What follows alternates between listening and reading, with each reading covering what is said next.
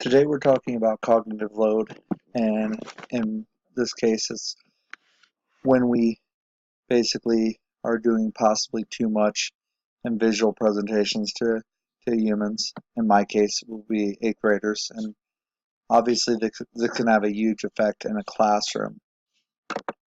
How much can one human handle? How much can we visually show a student and not necessarily lose them or confuse them more than we already possibly are? And I wanted to go through a few things, obviously, when we're talking about how much can these kids handle, how much can they view and not, cognitively overload their system to the point where they're shutting down. Things that can affect cognitive load are things like font, highlighting, grouping of information, line length, and the amount of information. So basically what I did here was I wanted to begin showing some of the bad that you can do in a presentation visually to confuse and actually start overloading the system. So I tried to use multiple different fonts here. I had a video already embedded in about PowerPoint confusion and visual presentation confusion that seemed kind of random when we came in. Obviously, halfway through, I had a random picture pop up with the guy screaming, which is probably how people start feeling when you see the slide, because sometimes you can start adding so many different things to a slide uh, in your classroom that all of a sudden, boom, it becomes so overwhelming. Your eyes are going everywhere. You can't focus on one thing, and you have no idea what you're actually trying to tell me in the visual presentation.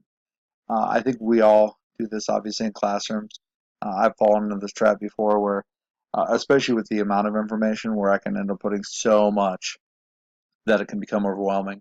I mean, fonts can be cool sometimes when I use like cursive, but I found obviously cursive can also be very tough for students to read. They don't all read cursive anymore. They're not writing cursive anymore. So even though it may look cool, I can lose them.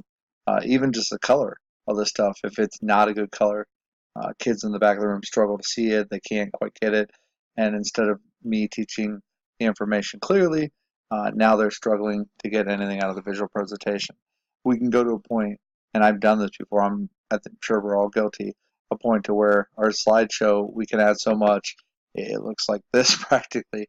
And I found this on the internet of the world's most confusing PowerPoint presentation slide. But obviously this is a little overkill, but I've had slides that have so much information it can become absolutely overwhelming to a kid. So that's kind of the bad first. I want to start with what we can do wrong, and then I want to show you a slide that I've actually used.